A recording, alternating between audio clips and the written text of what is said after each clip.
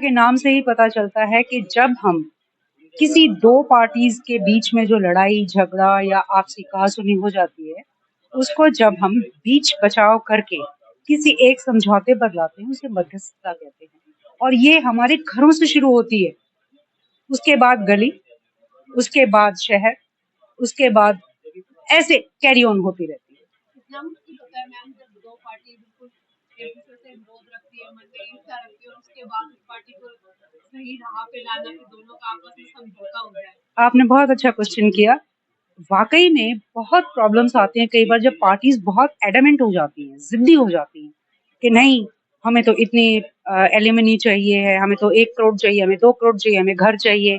And उसके बाद भी जब वो किसी समझौते पे नहीं आते हैं तो हमें मजबूरन, क्योंकि हमारे पास भी ऑप्शन नहीं रहता है, वो पहले ही विचार करके आते हैं कि हमने तो मीडिएशन में जाके ये बोलना है।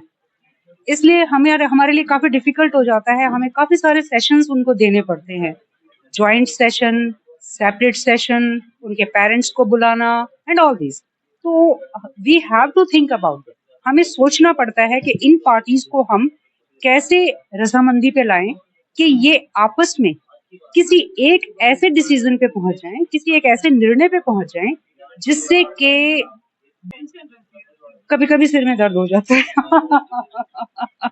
बिकॉज कई बार मैंने ये बताया ना, आजकल का जो जनरेशन है वो बहुत ज्यादा पढ़ी लिखी है। When they come to us, जब हमारे पास आते हैं तो वो अपना डिसीजन बना के निर्णय लेके आते हैं कि हमें साथ रहना है, हमें नहीं रहना है।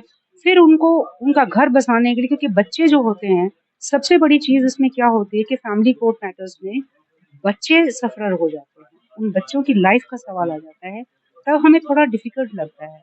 अगर इश्यूज नहीं हैं और पार्टीज थोड़े से दिन में अपने आप डिसीजन लेके आ गई तो हमें फिर कोई ज्यादा प्रॉब्लम नहीं होती।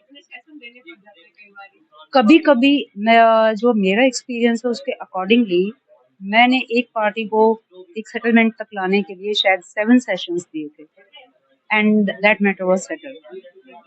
आपकी लाइफ में अपना पर्सनल रेफरेंस कि हाँ आपको जब आप सॉल्यूशन करवाते हैं तो लगभग कितने केसेस होंगे जो आपने अपने सॉर्ट आउट करवाए? मैं ज़्यादा बड़े शब्द नहीं कहना चाहती। अब तक मुझे जो भी केसेस मिले हैं उसमें probably I have solved 90 और 85%।